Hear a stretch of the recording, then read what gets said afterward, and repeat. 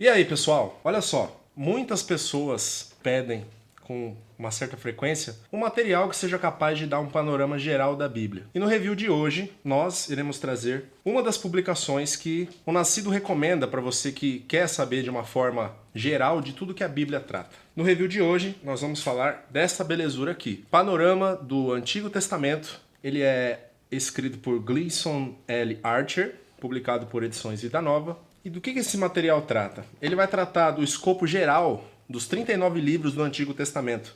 Também vai tratar de um aspecto muito importante, que é o aspecto de crítica textual. Quando o vendedor me mostrou esse livro, ele disse que era um remédio para liberais. Eu achei que era conversa de vendedor, mas depois que eu conferi esse material, eu bati palmas para ele porque realmente... Mas você comprou na El Shaddai, não foi? Comprei na El Shaddai, É, com o Douglas. Só podia ser lá, na El Shaddai, com o Douglas, para você realmente comprar o material e não ficarem com conversinha de vendedor. Fala para mim. Exatamente. Então comprou, viu? Não ganhou, viu, pessoal? É. Vocês pensam... Deixa o pastor aparecer aqui.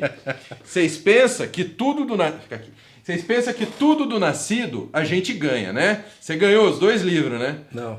Não, ele trabalhou, ganhou dinheiro, foi lá e comprou. Então, a El Shaddai é a nossa parceira porque nós confiamos na El Shaddai. Preço é bom e o cara não vai te socar qualquer livro. Fui. Então é isso aí. Sem mais delongas, vamos para o review dessa belezinha aqui, Panorama do Antigo Testamento, de Gleason L. Archer.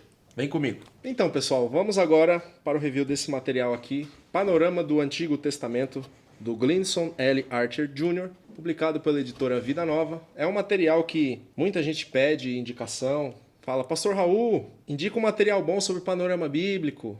Qual material é bom para eu saber como é que era a cultura, como é que era o cenário político, o cenário social dos tempos bíblicos? Então, esse material aqui é uma boa pedida para você ficar sabendo desses assuntos. Capa dura, ele já é um material bem conhecido, ó.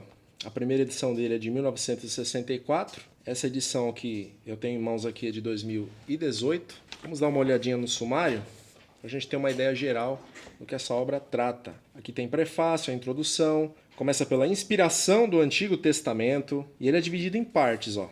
A parte 1 nós temos a introdução geral. O que trata a introdução geral? Trata dos manuscritos hebraicos e as versões mais antigas, a baixa crítica do Antigo Testamento, o cânon do Antigo Testamento, a história da teoria documental do Pentateuco, aí trata também da autoria do Pentateuco, as variações e pares como critérios para a divisão de fontes, palavras posteriores e aramaísmos como critérios para a divisão de fontes, e trata de muita coisa, gente. Aí tem a parte 2, que é a introdução especial.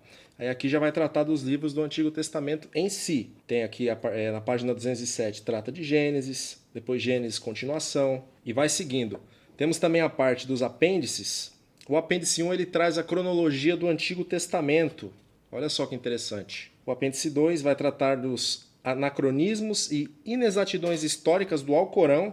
Olha só. O apêndice 3 trata também de anacronismos e inexatidões históricas nas escrituras mórmons. E vai seguindo. Temos digressões também, lista de ilustrações e mapas, abreviaturas. E aqui vamos dar uma lida rápida num pedacinho da introdução. A Bíblia Sagrada não se assemelha a nenhum outro livro no mundo inteiro. É o único livro que se apresenta como a revelação escrita do único Deus verdadeiro, visando a salvação do homem e que demonstra sua autoridade divina por meio de muitas provas infalíveis.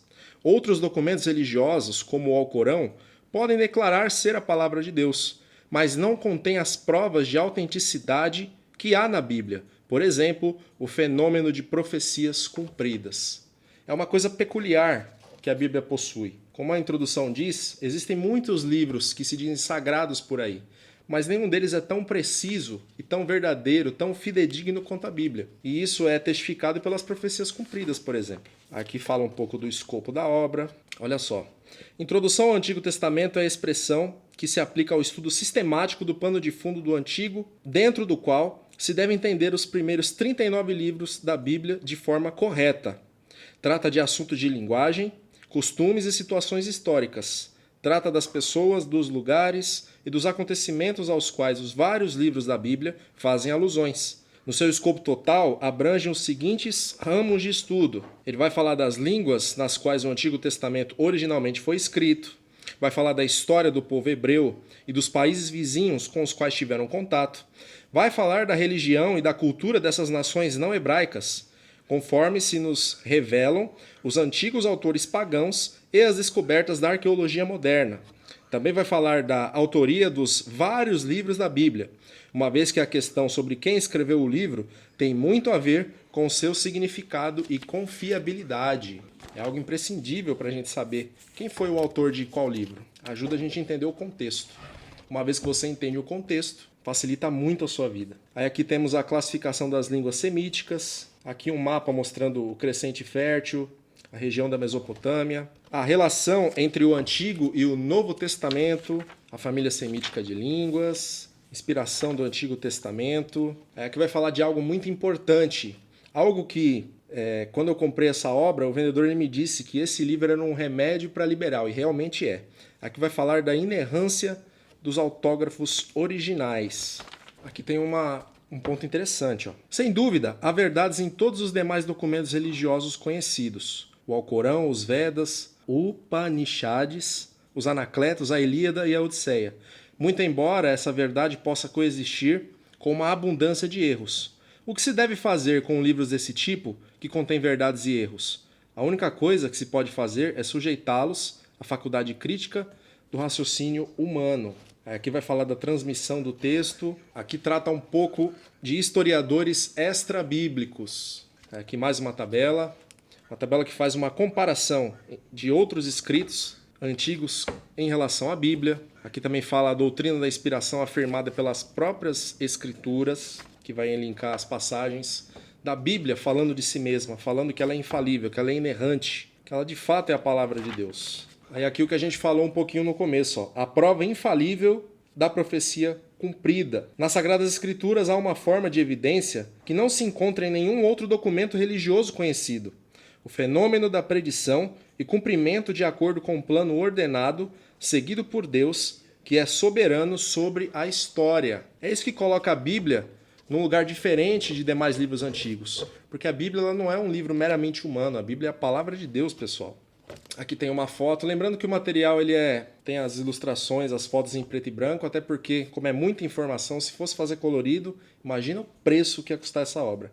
Aqui tem uma foto que mostra as escavações aqui das construções do povoado de Qumran, onde foram encontrados os manuscritos, os famosos manuscritos do Mar Morto. Aí aqui tem uma tabela muito interessante, que ela fala do quê? Ela fala de procedimentos para lidar com dificuldades bíblicas. Olha só que interessante. A primeira, estar completamente convicto de que existe uma explicação ou reconciliação, isso tratando de passagens difíceis. Segundo, confiar na inerrância das Escrituras, da forma como foram originalmente escritas. Estudar de forma cuidadosa o contexto e a estrutura do versículo para certificar-se da intenção original do autor. Fazer a exegese cuidadosa, determinar a intenção do autor, estudar as palavras-chave e anotar as passagens paralelas. Harmonizar as passagens paralelas, consultar comentários bíblicos, dicionários, fontes lexicais e enciclopédias. Verificar no texto original se há algum erro de transmissão. E lembrar que a precisão histórica do texto bíblico é insuperável, que o texto transmitido das Escrituras é apoiado por milhares de manuscritos existentes, alguns dos quais remontam ao século II a.C. É mesmo impressionante você ver o quão rica é a Bíblia. Aí aqui chegamos na parte 1, que é a introdução geral. Aqui vai falar dos manuscritos hebraicos e as versões antigas. Aí aqui tem uma tabela que mostra a lista dos manuscritos mais antigos que nós temos disponíveis. Família de manuscritos de Qumran. Vamos dar uma avançada aqui porque tem muita coisa para falar. Aí aqui, no capítulo 5 fala do cânon do Antigo Testamento. O cânon do Antigo Testamento, os livros suplementares, 1º e 2º Macabeus, também vai falar do que eles podem te ajudar, não no sentido de serem livros inspirados, porque a gente sabe que não é. Mas eles podem ajudar num certo sentido, fazer uma pesquisa para saber como eram as coisas na época. Testemunhas antigas do cânon massorético, a questão da canonicidade dos livros apócrifos, tá? Vai explicar por que esses livros não são inspirados. Isso é muito importante de você saber para tirar suas dúvidas. Aqui vai falar um pouco do teste de canonicidade. O único verdadeiro teste de canonicidade é o testemunho de Deus, o Espírito Santo, a autoridade da sua própria palavra. Teorias liberais sobre a origem do cânon. Aqui vai dar aquela bela chapuletada nos liberais, né? Que gostam de falar que a Bíblia não é a palavra de Deus. Aqui mais uma tabela, para você ficar esperto. Elementos para identificar a crítica liberal. O que eles usam? Eles usam do seguinte, ó. Eles empregam raciocínio circular, eles desvalorizam a evidência textual, preferindo a dialética hegeliana. Eles supõem um padrão literário inferior para os autores hebraicos em contraposição aos seus contemporâneos. Eles dão credibilidade precedente a documentos pagãos em vez das escrituras.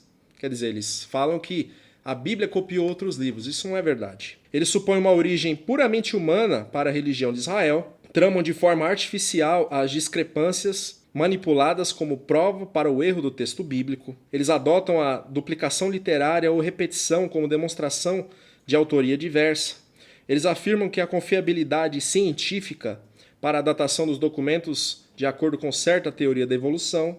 Eles misturam até teoria da evolução. Supõem um conhecimento da história antiga superior ao dos autores originais que viveram 2000 ou mais anos mais próximos dos eventos por eles registrados. É uma coisa sem nexo. Aqui vai falar um pouco sobre a autoria do Pentateuco, evidências positivas da autoria mosaica, o testemunho das escrituras, a autoria mosaica, outras evidências internas. Aqui chegando na parte 2, trata da introdução especial. Aí aqui, ó, vamos analisar como que cada livro é exposto aqui nesse panorama. Primeiro tem o esboço clássico, dividido por tópicos, por partes, por assuntos. Gênesis 1 e a evidência científica moderna, tá? Avançando um pouco aqui. Gênesis, a continuação. Aqui vai tratar de algo muito interessante também, que é uma pancada na cabeça dos liberais, ó. A historicidade de Adão e a queda.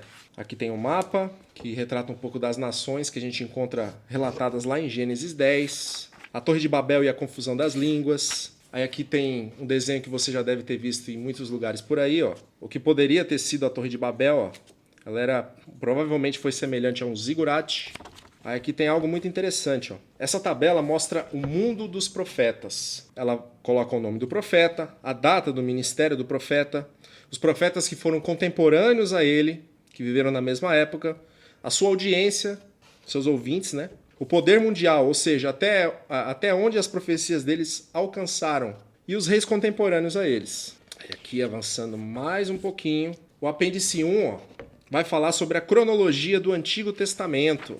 Isso aqui é muito útil para você tentar estudar o Antigo Testamento de forma cronológica, se utilizando das datas que nós temos aproximadas, né? Aqui o apêndice 2 vai falar dos anacronismos e inexatidões históricas no Alcorão. O apêndice 3 vai falar de anacronismos e inexatidões históricas nas escrituras mórmons. O apêndice 4, ele faz uma coisa muito interessante, para você que sempre teve curiosidade em saber, ele faz um inventário dos manuscritos bíblicos das cavernas do Mar Morto. Muito legal mesmo. Digressão 1, a predição e cumprimento como prova de inspiração divina. Vai elencar tudo que é predito e tudo que se cumpriu e que é relatado no Antigo Testamento. Aqui tem uma bibliografia seleta e esse foi o review dessa obra maravilhosa para você que quer se aprofundar no panorama bíblico, panorama do Antigo Testamento.